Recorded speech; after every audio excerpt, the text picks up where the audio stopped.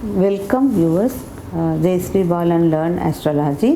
இன்றைக்கி நான் நம்ம கமலஹாசன் ஜாதகத்தை பற்றி உங்களுக்கு ஒரு பொலிட்டிக்கல் கரியரை பற்றி உங்களுக்கு அனலைஸ் பண்ணி உங்களுக்கு மிக அழகாக சொல்ல போகிறேன். அதுக்கு முன்னாடி சப்போஸ் உங்களுக்கு கன்சல்டேஷன் வேணும்னா நீங்கள் jayashree.balan@gmail.com த்ரூ என்னை ரீச் பண்ணலாம். அதாவது நம்ம மோடிஜி சொல்வார், 132 கோடி மக்கள் நம்ம தமிழ்நாட்டில் நம்ம இந்தியாவில் இருக்காங்க அப்படின்னு சொல்லிட்டு. அது 132 கோடி மக்களும் ரொம்ப அழகாக எல்லா மக்களுக்கு எல்லாருக்கும் தெரிஞ்சு ஒரு பிரபலமாக இருக்கிறதுங்கிறது எல்லாருக்கும் எல்லாராலையும் சாத்தியமான ஒரு ஜாதகம் கிடையாது. ஏதோ கொஞ்சம் பேர் தான் அதிலெல்லாம் சக்ஸஸ் ஆக முடியும். விரலை விட்டு கை மொத்தமே எண்ணி எனக்கு ரொம்ப பிரபலம் அப்படின்னு சொல்லி எனக்கு ரொம்ப கையை விட்டு எண்ணக்கூடிய அளவு தான் இருக்க முடியும். அப்படி இருக்கிறதுல மிகவும் சின்ன குழந்தையிலேருந்து எடுத்து அதுவும் நம்ம தமிழ்நாட்டை சேர்ந்த ஒருத்தர்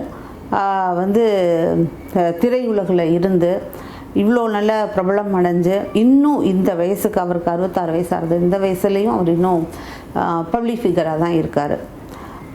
என்னாச்சு கேட்டேனாக்கா, அவர் ஒரு நல்ல குடும்பத்தில் பிறந்துட்டு அப்புறம் அவர் ஏதோ சொல்லிகிட்ருக்காரு.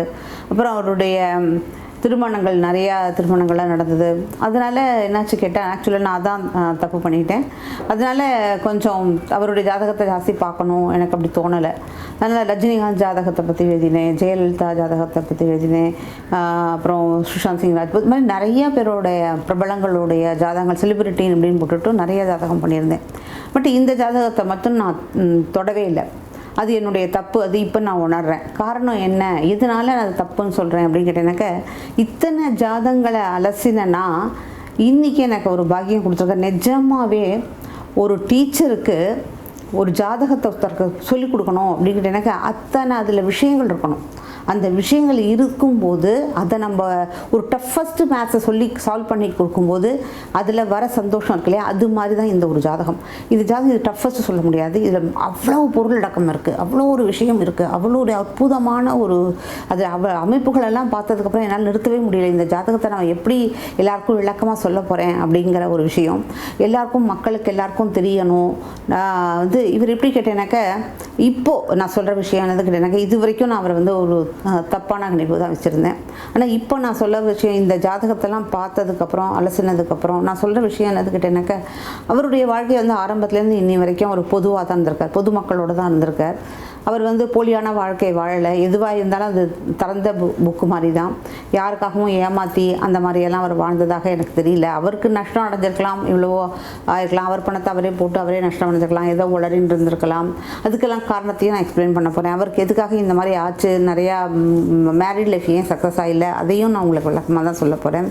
அது மட்டும் இல்லாமல் இன்னொரு விஷயம் என்னதுன்னு கேட்டேனாக்கா, நிறைய பேர் தன்னோட ஃபாலோவர்ஸை டெஸ்ட் பண்ணுவாங்க. ஹாஸ்பிட்டலில் போய் அட்மிட் ஆகிட்டு உடம்பு சரியாகலை அப்படின்னு சொல்லிட்டு டெஸ்ட் பண்ணி நமக்கு இருக்காங்களா இல்லையா, இவங்க நம்ம ஃபாலோ பண்ணுறாங்களா பண்ணலையா அப்படிலாம் நிறையா பேர் ஒரு மக்களை என்றைக்கும் ஒரு நிர்பந்தம் பண்ணிகிட்டே இருப்பாங்க. ஆனால் இவர் அப்படி கிடையாது. இவர் எதுவுமே தன்னை ப்ரூவ் பண்ணணும்னு அவர் எதிர்பார்க்கல. அவருக்கு வேண்டியது அவர் சொல்லிட்டு பப்ளிக்காக சொல்லிட்டு போகிறாரு. அவர் நினச்சதை அவர் செய்யணும்னு நினைக்கிறாரு. அப்படியே அவர் எதுக்காகவும் என்ன சொல்ல ஒரு போலியான வாழ்க்கை வாழலை அப்படிங்கிறது தான் என்னுடைய இந்த ஜாதகத்தை பார்த்து நான் கணிச்ச கணிப்பு. அதை பற்றி நான் உங்களுக்கு விவரமாக சொல்ல போகிறேன். வாங்க போர்டில் போய் பார்க்கலாம்.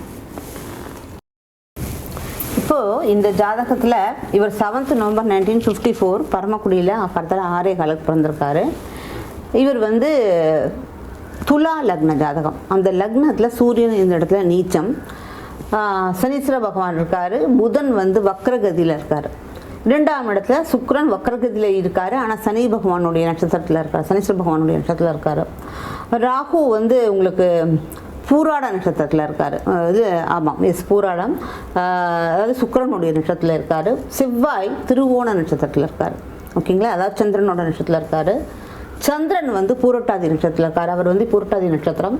கேது மிருகசீர்ஷ நட்சத்திரத்தில் இருக்கார். கேது மிருகசீர்ஷ நட்சத்திரத்தில் இருக்கார். குரு பூச நட்சத்திரத்தில் இருக்கார். இப்போ அவருக்கு நடப்பு தசை சூரிய தசையில் சந்திரபுக்தி நடக்கிறது. ஓகேயா, ஒவ்வொரு பாயிண்ட்டாக உங்களுக்கு சொல்லிட்டு வரேன். அப்போ தான் உங்களுக்கு இந்த ஜாதகத்தில் அப்படி என்ன விசேஷம் இருக்குது அப்படின்னு உங்களுக்கு புரியும். நிறையா ஜோதிடம் தெரிஞ்சவர்களுக்காக இல்லை, இது ஜோதிடம் தெரியாதவர்களுக்காகத்தான் உள்ள ஜாதகம் இது. இங்கே பார்த்தீங்கன்னா நம்ம சூரியன் நீச்சம் அப்படின்னு சொல்லுவோம். சூரியன் விசாக நட்சத்திரத்தில் இருக்குது. இந்த சூரியன் விசாக நட்சத்திரத்தில் இருக்குது. அதோடு சேர்ந்து சனீஸ்வர பகவான் இருக்கார். அதாவது சனி இந்த இடத்துல உச்சமடைகிறார். எப்படி இருக்கும்போது இது வந்து நீச்சபங்க ராஜயோகம் அப்படின்னு சொல்லுவாங்க. சனீஸ்வர பகவான் வந்து ராகுவோட நட்சத்திரத்தில், சுவாதியோட நட்சத்திரத்தில் இருக்கார். ஓகேயா, இதுவே ஒரு ஸ்ட்ராங் பொலிட்டிஷியன். ஏன்னா இப்போ நான் வந்து அவர் பொலிட்டிக்கல் கரியரை பற்றி உங்களுக்கு ஏன்னா நம்ம வந்து முன்னாடியே நான் சொல்லியிருந்தேன் 10th, அதாவது உங்களுக்கு தசாம்ச சார்ட்டில் வந்து உங்களுக்கு கரியருக்கு வந்து ப்ரமோஷனை பற்றி, கரியரில் எப்படி நம்ம எப்படி சக்ஸஸ் ஆகும் அப்படிங்கிறத பற்றி ஒரு கிளிப்பு போட போகிறேன்னு சொல்லியிருந்தேன். அதுக்காக நான் முரளி மனோகர் ஜோஷியோடைய ஜாதகம் தான் ஆக்சுவலாக எடுத்துகிட்டு இருந்தேன். அதுக்கப்புறம் இந்த ஜாதகத்தில் நிறைய விஷயங்கள் தெரிஞ்சதுனால இப்போ இந்த ஜாதகத்தை எடுத்து இதில் உள்ள கரியர் அசஸ்மெண்ட்டை, அது தவிர இவர் கமலஹாசனுடைய ஜாதகத்தில் என்னென்ன ஸ்பெஷாலிட்டி இருக்குது அப்படிங்கிறதையும் நான் சொல்ல போகிறேன். அதனால் இங்கே வந்து இவர் வந்து இது வந்து சனீஸ்வர பகவான் வந்து ராகுவோட நட்சத்திரத்தில் இருக்கிறதுனால இது என்னன்னு கேட்டால் நீச்சபங்க ராஜயோகம். ரெண்டாவது இந்த சூரியனும் ராகுவும் சேர்ந்தால் பொலிட்டிக்கல் ஆஸ் வெல் ஆஸ் த ஃபோட்டோகிராஃபர், இது மீடியா அது மாதிரி வருது. ரெண்டாவது இது சுக்கிரனோட வீட்டில், இங்கே வந்து சுக்கிரன் ரெட்ரோகிரேட் பிளானட்டாக இருக்கத்தான் நம்ம வந்து சுக்கிரன் வந்து தன்னுடைய சொந்த வீட்டில் முழு துக்கணத்தில் இருக்க மாதிரி தான் நம்ம கன்சிடர் பண்ணணும். அதே மாதிரியே புதனும் ரெட்ரோகிரேட் பிளானட்டாக இருக்கும்போது புதன் வந்து கண்ணியில் இருக்க மாதிரி கன்சிடர் பண்ணினோம்னா அது அவருடைய புதனுடைய மூல திருக்கோணஸ்தானம். பலவித முகங்களை இருந்து மாற்றிக்கிறது, இது வாய்ஸ் மாடுலேஷன் கொடுக்கறது, இந்த மாதிரியான மிகப்பெரிய நல்ல விஷயங்கள் எல்லாம் பண்ணக்கூடிய ஒரு விஷயம். இப்போ இந்த சூரியன் இந்த இடத்துல நீச்சம் அடைஞ்சிட்டாரா அப்படின்னா ஃபர்ஸ்ட் பாயிண்ட் இங்கே 4th லார்டு இந்த இடத்துல இருக்கிறது மட்டும் இல்லாமல் எக்ஸால்ட் ஆயிருக்காரு. ஸோ இதில் வந்து நம்ம சூரியன் நீச்சம் அடையலை, அது நீச்சம் வந்து பங்கம் ஆயிடுது அப்படின்னு இது ஒரு பாயிண்ட் மட்டும் இல்லை. இங்கே பார்த்தீங்கன்னா செவ்வாய் வந்து உச்சமடைஞ்சிருக்காரு 4th ஹவுஸில். அது பஞ்சமகா புருஷ யோகத்தில் ருச்சக யோகம் அப்படின்னு பேர். அதாவது 4ஆம் இடத்துலையோ இதுலையோ வந்து இருக்கும்போது கிரகங்கள் வந்து உச்சமோ சொந்த வீட்டில் இருக்கும்போது பஞ்சமகா புருஷ யோகம்னு பேர். அந்த யோகத்தில் இது வந்து ருச்சக யோகம் அப்படின்னு சொல்லுவாங்க. இப்போது அதுக்கப்புறம் பார்த்தீங்கன்னா 7th லார்டு வந்து இங்கே 4ஆம் இடத்துல உட்காந்துருக்கு. அதாவது களத்திரக்கார இது 4ஆம் இடத்துல சந்திரனோட நட்சத்திரத்தில் உட்காந்துருக்கு. அதனால் இவருக்கு தாராக்காரகா யாருன்னு கேட்டீங்கன்னா, அதாவது ஸ்போஸ் மனைவி அப்படிங்கிறது சந்திரன் தான். ஓகே, இப்போது அது மட்டும் இல்லாமல் இங்கே பார்த்தீங்கன்னா 10ஆம் இடத்துல இதுவும் அம்ச யோகம் அப்படின்னு சொல்லுவாங்க. குரு உச்சம் அடைஞ்சிருக்காரு இந்த இடத்துல. 10ஆம் இடத்துல குரு உச்சம் அடைஞ்சிருக்கிறது ரொம்ப பெரிய உங்களுக்கு ராஜயோகம். அதுக்கு அப்புறம் ஏதாவது பஞ்சமகா புருஷ யோகத்தில் ஹம்ச யோகம். இங்கே பார்த்தீங்கன்னா 4th Lord and 5th Lord கேந்திர திருக்கோணாதிபதி ரெண்டும் சேர்ந்து இங்கே லக்னத்தில் இருக்கிறது, அது பெரிய ராஜயோகம், கேந்திர திருக்கோணாதி ராஜயோகம். இப்போது அது மட்டும் இல்லாமல் சூரியன் ரொம்ப முக்கியம், ரொம்ப வசத்தியான ஒரு ராஜயோகம் எது அப்படின்னு கேட்டிங்கன்னாக்க ஆத்மகாரகா அமத்தியக்காரகா சேர்ந்து இருக்கிறதே ஒரு ராஜயோகம், அது லக்னத்தில் இருக்கார். அதனால் இது ரொம்ப பெரிய ராஜயோகம். இவர் வந்து ராஜாவாக இது சொல்ல போகிறேன், இது ராஜா மாதிரி ரொம்ப அமோகமான ஒரு ஜாதகம். இப்போ நீங்கள் பார்த்தீங்கன்னா இந்த சுக்கிரன் அப்படிங்கிறது பார்த்தீங்கன்னா, சுக்கிரன்கிறது தான் ஒருத்தருடைய ஜாதகத்தில் அதுதான் வந்து ஒரு காதல், ஒருத்தருக்கு கணவன் மனைவிக்குள்ளே புரிதல், ஒரு ஆசை பாசம் கூடிய ஒரு விஷயம், அதாவது ஒரு சுகமான ஒரு விஷயம். அது போய் சனியோட நட்சத்திரத்தில் போய் உட்காந்துருது. அந்த சனியோட நட்சத்திரத்தில் உட்காந்துருக்கிறதுனால என்றைக்குமே இவருடைய மன வாழ்க்கை அவ்வளோ தூரம் சரியாக இல்லை. இதுக்கு இன்னொரு காரணம் என்னதுன்னு கேட்டால் அதையும் அப்புறமா சொல்ல வரேன். இங்கே பார்த்தீங்கன்னா இந்த ராகு போய் சுக்கிரனோட நட்சத்திரத்தில் 3ஆம் இடத்துல இருக்கிறதுனால, அது மட்டும் இல்லாமல் சனியோட பார்வை இங்கே படுறதுனால சனி வந்து இவருக்கு அமத்தியக்காரகா. அதாவது ஒருத்தருக்கு கரியர் வேணும் அப்படின்னா கரியருக்கு இண்டிகேஷன் யார் கேட்டால் அமத்தியக்காரகா தான் கரியர் இண்டிகேஷன். அந்த சனீஸ்வர பகவானுடைய 3வது பார்வை இந்த ராகுவோட படுறதுனால சின்ன குழந்தை, ஏன்னா அவருக்கு வந்து அவருடைய 6வது வயசுலேயே அவருக்கு சனி தசை ஆரம்பிச்சிட்டார். ஏன்னா குரு அவர் பூரட்டாதி நட்சத்திரம் குரு தசையில் பிறந்திருக்கார். அவருடைய 6வது வயசில் எப்போ அவருக்கு சனி தசை ஆரம்பிச்சதோ உடனடியாக 6 வயசு குழந்தை சினிமாவுக்கு வந்துடுது.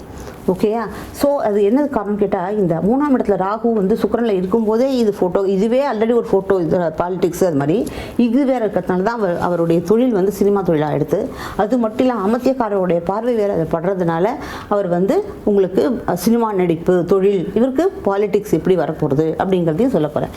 ஸோ இது மாதிரி ஆனதில் இது நடுவில் உட்காந்துருக்கிறது இந்த சுக்கிரன் ஆனவர் போய் சனீஸ்வர பகவானுடைய நட்சத்திரத்தில் உட்காந்துருக்கிறதுனால இவருடைய அந்த லக்னக்காரகன் அது என்னதான் இங்கே இருந்தால் கூட பட் சனீஸ்வர பகவானுடைய நட்சத்திரத்தில் உட்காந்துருது. அதனால் இதில் அவருக்கு பிரச்சனை. இப்போது 4ஆம் இடத்துல வந்து இது ரொம்ப குடும்பஸ்தானத்தில் இவர் வந்து அதாவது ஒரு கணவன் மனைவி, 2ஆம் இடம் இரண்டாம் குடும்பம் தான். இது வந்து இமிடியேட் ஃபேமிலி, இது வந்து மொத்த குடும்பம். இது எல்லாருமே வந்து இவரை வச்சு தான், இவருடைய வாழ்க்கையை முன்னேறினதுக்கப்புறம் தான் அவங்க குடும்பமே முன்னேறி இருக்கும், இந்த சினிமா தொழிலுக்கு வந்திருக்கும். அதுதான் இதோடைய முக்கியமான ஒரு பெரிய விஷயம். அதே சமயத்தில் இது செவ்வாய் அப்படிங்கிறதே கொஞ்சம் ஹார்ட் அண்ட் ரஃப். அது போய் சந்திரனுடைய நட்சத்திரத்தில் உட்காந்துருக்கு. அது கலத்திரக்காரன் வேற சந்திரன். அதனால அந்த இங்கேயும் இது போயிட்டு கெட்டுப்படுத்தி இங்கேயும் போயிட்டு செவ்வாய் 4ஆம் இடத்துல உட்காந்துட்டு இருக்கிறது உங்களுக்கு உச்சக்க யோகமாக இருந்தால் கூட சர்ப கிரகம், அதாவது மெலிஃபிக் பிளானட் கேந்திரத்தில் இருக்கும்போது அது சர்பதோஷமாயிடுறது.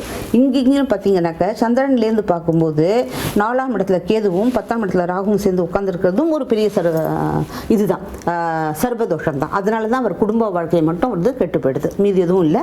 அதே சமயத்தில் அவருடைய கூட பிறந்தவர்கள் எல்லாம் சகோதரர்கள் எல்லாம் செவ்வாய்ங்கிறது நம்ம சகோதரத்துக்கு காண்போம், அவர்களுடைய வாழ்க்கையெல்லாம் இவருடைய வச்சு தான் முன்னுக்கு வந்திருக்கணும் அப்படிங்கிறது என்னுடைய இந்த ஜாதகத்தில் நான் பண்ணுற கணிப்பு. அப்புறம் பார்த்தீங்கன்னா 6ஆம் இடத்துல போய் சந்திரன் உட்காந்துட்டார், 10th லார்டு போயிட்டு 6ல் போய் உட்காந்துட்டார். ஸோ அது மட்டும் இல்லாமல் இது 6ல் போய் உட்காந்துட்டு இது வந்து பூரட்டாதி நட்சத்திரம் உட்காந்து நட்சத்திர அதிபதி இதில் 10ஆம் இடத்துல போய் எக்ஸால்ட் ஆகிட்டார். ராசிலேருந்து பார்க்கும்போது ராசி அதிபதி 5ஆம் இடத்துல உச்சம் அடைஞ்சது மட்டும் இல்லாமல் 10th லார்டு இந்த 5th, அதாவது கேந்திரத்திற்கு போனது ராஜயோகம் அப்படிங்கிற பெரிய ராஜயோகத்தை உண்டு பண்ணிடுது. அப்புறம் நட்சத்திர அதிபதி வேற உங்களுக்கு வந்து எக்ஸால்ட் ஆகிட்டார் 5ஆம் இடத்துல. அதனால இவருடைய குழந்தை 2 பேரும் பயங்கரமாக ஷைன் ஆவாங்க. அவங்களும் ஹையஸ்ட் லெவலில் இவரை மாதிரி அவங்களும் மிக அருமையாக இருப்பாங்க. அப்புறம் இது என்ன கேட்டால் அந்த 6ஆம் இடத்துல மைண்டு போயிட்டு 6ஆம் இடத்துல போய் உட்காந்துருக்கிறதுனால தான் இவர் எதையாவது சொல்லிவிட்டு எதையாவது பண்ணிவிட்டு சொல்கிறாரு. எதையாவது அவர் சொல்கிறது கொஞ்சம் நமக்கு புரியாத மாதிரி இருக்கிறது காரணம். அது மட்டும் இல்லாமல் இந்த வாக்கில் போய் இந்த சுக்கிரன் போயிட்டு சனியோட உட்காந்துட்டு இவர் பண்ணுறது, அதனால தான் இவருடைய வாரத்தை இதுவாக இருக்குது. இவருடைய மேரிட் லைஃப்பும் அதனால தான் இது கெட்டு போனது. அது மட்டும் இல்லாமல் ரொம்ப பெரிய விஷயம் என்னன்னு கேட்டால் அவருடைய உபபத லக்னம் வந்து விருச்சிகம். அந்த விருச்சிகத்துக்கு 2ஆம் இடத்துல ராகு போய் இந்த சுக்கிரனுடைய நட்சத்திரத்தில் உட்காந்துருக்கிறது மட்டும் இல்லாமல் ராகு அவருக்கு மாரகன். அதனால் அவர் இது என்ன பண்ணிடுது பகவான்னா இவருடைய மன வாழ்க்கையை இது பண்ணிவிட்டு, பட் இவருடைய உயிரை நிறைய இவர் வந்து சுக்கிரதசை எல்லாம் பார்த்து அவருக்கு உயிருக்கு ஆபத்து நிறைய வந்திருக்கு.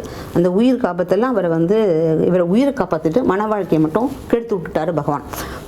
ஸோ இங்கேருந்து பார்க்கும்போது இது முடிஞ்சதுக்கப்புறம் சந்திரனுக்கு பார்த்தீங்கன்னாக்கா இங்கே 10th லார்டு வந்து இந்த இடத்துல வந்துடுது, ராசி அதிபதி இங்கே போயாச்சு. அது ஒரு பெரிய நல்ல விஷயம். அதே மாதிரியே 2nd லார்டு வந்து 11ஆம் இடத்துக்கு வந்திருக்காரு. அது சேம் டைம் 9th லார்டு இந்த 11th வேற. ஓகே, அப்போ இங்கே பார்த்தா 4ல் போய் கேது உட்காந்துருது. அது திருப்பியும் உங்களுக்கு வந்து குடும்ப வாழ்க்கை கெட்டு போயிடுது.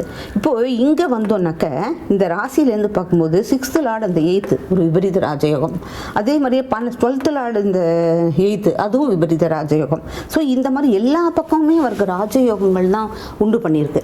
இப்போது அட் ப்ரெசென்ட் பார்த்தோன்னா இவருக்கு இப்போவே உங்களுக்கு இந்த சூரியன் வந்து உங்களுக்கு கேன்சல் ஒரு டைம் இல்லை 3 டைம் கேன்சல் ஆகிருக்கு. இங்கே சனியோடு சேர்ந்து உட்காந்துருக்கு, இந்த கேந்திரத்தில் எக்ஸால்டட் செவ்வாய் உட்காந்துருக்கு, இந்த இதில் 10ஆம் இடத்துல கேந்திரத்தில் அகைன் எக்ஸால்டட் ஜூபிட்டர் உட்காந்துட்டு இந்த சூரியன் கெட்டு போன இது நீச்ச பங்கம் ஆகிடுது. அது மட்டும் இல்லாமல் இப்போது தற்சமயம் குரு இந்த இடத்துல உட்காந்துட்டு அவருடைய 9ஆம் பார்வை இதில் படுறது. அது மட்டும் இல்லாமல் இந்த இடத்துல சனீஸ்வர பகவான், அதாவது இந்த இதுக்கு 4th லார்டானது சனீஸ்வர பகவான், அதுவும் இந்த இதுலேருந்து பார்க்கும்போது 11th லார்டு வந்து உட்காந்துட்டு இங்கே இவருடைய இந்த ராசிலேருந்து பார்க்கும்போது இது 10வது வீட்டுக்கு அதிபதி. அதே மாதிரியே இங்கே வந்து லக்னத்துலேருந்து பார்க்கும்போது உங்கள் 10வது வீட்டுக்கு சந்திரன், அந்த சந்திரன் வந்து சனி வேற பார்க்குறாரு. 10க்கு விதிபதி சனியோட பார்வையும் டபுள் டிரான்சிட் வேறு ஆகிருக்கு. அதனால் சனியோட பார்வையும் குருவோட பார்வையும் படும்போது அவர்களுக்கு ஸ்டேட்டஸ் விருத்தியாகும். அதனால் இப்போவே அவருக்கு வந்து பொலிட்டிக்கலில் பயங்கர இன்ஃப்ளூயன்ஸு, அவர் பொலிட்டிக்கலாக ஆகிறதுக்கு சான்ஸ் இருந்தாலும் இப்போ நல்ல சீட்டில் அவர் ஜெயிச்சா கூட அவர் சீஃப் மினிஸ்டர்லாம் ஆக மாட்டார். ஏன் காரணம் கேட்டால் இப்போ 8ஆம் இடத்துல அவருக்கு மாரகன் சொல்லக்கூடிய ராகு இப்போதைக்கு இந்த இடத்துல உட்காந்துருக்கு. அங்கே வந்து குரு 3rd லார்டான குருவோட பார்வை அங்கே பட்டுருக்கு. ஸோ அதனால என்னை பொறுத்த வரைக்கும் அவர் நிறைய சான்ஸ் இருக்குது. பட் அவருக்கு கிடைக்காம இருக்கிறது நல்லது, கிடைக்காது அப்படின்னு தான் என்னுடைய ஒரு பெரிய விஷயம். நான் அதை பற்றி அப்புறம் சொல்கிறேன். இங்கே அடுத்தது நம்ம வந்து இதுக்கு போகிறோம், நவாம்சத்துக்கு போகிறோம். நவாம்சத்தில் பார்த்தீங்கன்னா அந்த இங்கே ஆத்மகாரகா அமத்தியக்காரகா சேர்ந்து உட்கார்ந்துட்டு இருக்கதே பெரிய ராஜயோகம் சொன்னேன். இங்கே பார்த்தா ஆத்மகாரகா லக்னத்தில் உச்சமடைஞ்சு உட்காந்துருக்கார். அது மட்டும் இல்லாமல் இங்கேருந்து பார்க்கும்போது 9th லார்டான குரு வந்து இந்த 5ஆம் இடத்துல போய் உட்காந்துருக்காரு. அதுவும் பெரிய ராஜயோகம். அது மட்டும் இல்லாமல் இந்த ராகுவோட 5வது பார்வை இங்கே சூரியனோட படும்போது ஸ்ட்ராங் பொலிட்டிக்கல். அவர் வந்து எந்த அளவு ஆக்டிங்கில் எவ்வளோ அளவு சக்ஸஸ் ஆகியிருக்காரோ அதே அளவு ஒரு பொலிட்டிக்கலில் அவ்வளோ ஹையஸ்ட் லெவலுக்கு போகக்கூடிய ஒரு ராஜாவோட ராஜாகம். இது சாதாரண ஏரகரை நத்துகரையோட ஜாதகம் கிடையாது, இது பெரிய ராஜாவோட ஜாதகம். அதனால் இந்த இடத்துல இதுவும் நன்னாயிருக்கு. அது பற்றி பார்த்தீங்கன்னா 4ஆம் இடத்துல சந்திரன் தன்னோட சொந்த வீட்டில் உட்காந்துருக்கார். எப்போதுமே யாருக்கெல்லாம் 4ஆம் வீட்டில் சந்திரன் இருக்கோ அவருடைய மனைவியும் எல்லாருமே எந்த மனைவியும் யாருக்கும் தெரியாதவா கிடையாது. அவர் 3 பேருமே மிகவும் ஃபெமிலியரான ஆளு தான், அவரே ஃபெமிலியரான ஆளு. அதனால இந்த சந்திரன் 4ஆம் இடத்துல ஜாதகத்தை பார்க்கும்போது பாதி உங்களுக்கு விஷயம் புரிஞ்சிடும். ஓகேயா? அதுக்கப்புறம் பார்த்தீங்கன்னாக்கா அவங்க 7th லார்டு இந்த 11th. அப்போது இது என்னது கேட்டால் டிசையர் ஃபுல்ஃபில்மெண்ட். இங்கே பார்த்தா லக்ன லார்டு போய் 3ஆம் இடத்துல போயாச்சு. இதில் என்ன சொல்லணும்னு கேட்டேன்னாக்கா 3 பேர் இவர் வந்து ஆக்சுவலாக கேரக்டர்லெஸ் கிடையாது. ஓகேயா? இவர் வந்து சும்மா எல்லாருக்கும் எப்படி சல்மான் கான் மாதிரி யார் வராலும் யாருக்கும் ஹெல்ப் பண்ணிட்டு போகிறாரே தவிர இவர் வந்து அந்த மாதிரியான ஒரு கெட்ட ஆள் கிடையாது. அதுக்கு எதுக்கு சொல்கிறேன்னு கேட்டேன்னாக்கா இங்கே வந்து இது வந்து நவாம்சம் நம்மளுடைய ஸ்பௌஸ்ன்னு சொல்லுவாங்க. அவங்களோட டிசையர் ஃபுல்ஃபில்மெண்ட்டுக்காக தான் அவங்க ரீச் ஆகிறாங்க. இங்கே பாருங்கள் லக்ன லார்டு போய்ட்டு 3ஆம் இடத்துக்கு போயிடுது, 7th லார்டு 11th போயிடுது. ஸோ எல்லாமே அவங்களுடைய கெயினுக்காக அவங்க வந்துட்டு அவங்களால முடியலைங்கும் போது அவங்க போகிறாங்களே தவிர இவருக்கு எதுவும் பிரச்சனை கிடையாது அப்படிங்கிறது என்னுடைய கணிப்பு. இதில் என்ன இன்னொரு பெரிய விஷயம் என்ன கேட்டேன்னாக்கா இந்த சந்திரனுக்கு 12ஆம் இடத்துல போயிட்டு செவ்வாய் உட்காந்துருது. அதே மாதிரி 6th லார்டு இங்கே 5th லார்டு போய் 12ஆம் இடத்துக்கு போயிடுது. அதே மாதிரி இங்கே லக்னத்துக்கு 12ஆம் இடத்துக்கு சனி போய் உட்காந்துருது. ஸோ அதனால இவர் இந்த படுக்கை சுகம் அப்படிங்கிற ஒரு விஷயத்துலாம் வந்து அவ்வளோ தூரம் இவர் நம்ம தப்பாவில் அவர் வந்து எடை போட்டிருக்கோம், அந்த மாதிரி கிடையாது அப்படின்னு என்னுடைய தெரியல. நான் சரியாக பார்க்குறேன்னா தெரியாது, பட் என்னுடைய கணிப்பு அப்படி தான். இந்த இடத்துல புதன் வந்து ரிட்ரேட் பிளானட்டாக இருக்கிறதுனால புதன் இந்த இடத்துல 7ஆம் இடத்துல இருக்கா மாதிரி தான் நம்ம கன்சிடர் பண்ணணும். ஸோ அதனால் வந்து அது ஒரு விஷயம். அவங்களுடைய ஒரு இது என்ன சொல்லுவாங்க, எல்லாமே தன்னுடைய தொழில் விருத்திக்காக ஒரு பிஸ்னஸ் விஷயமாக தான் எல்லாருமே ஒரு பார்ட்னர்ஷிப் மாதிரி தான் இந்த லைஃப்பில் அவரோட லைஃபே ஓடி இருக்குது. ஸோ அவங்களுடைய குழந்தைகளும் நல்லா இருப்பாங்க.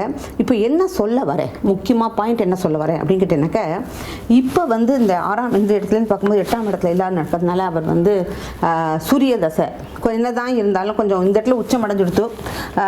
இந்த இடத்துல வந்து இந்த சனி அமத்தியக்காரகா அவர் வந்து இந்த 12ஆம் இடத்துல போய் இருக்கிறதுனால இந்த சமயத்தில் இல்லட்டினா கூட 2024 இப்போ வந்து இந்த இதில் இங்கே அவர் குரு வராரோ அப்போ இவர் தான் சீஃப் மினிஸ்டர் ஆகிறதுக்கு நிறையா சான்ஸ் இருக்குது. என்ன தான் எடப்பாடி பழனிசாமியுடைய அவருடைய முதல்வருடைய ஜாதகத்தை பார்த்துருக்கேன். அவர் ஜாதகத்தையும் நான் மிகவும் அருமையாக தான் சொன்னேன்.